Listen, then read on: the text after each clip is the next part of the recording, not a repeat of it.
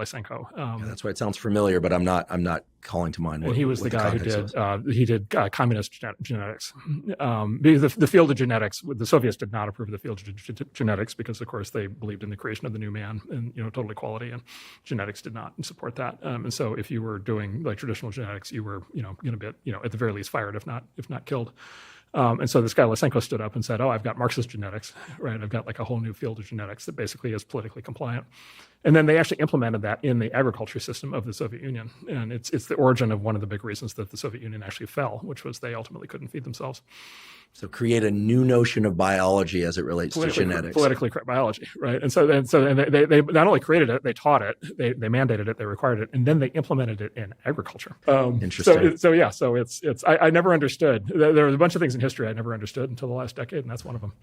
Well, I censor myself at the level of deleting certain things, but I don't contort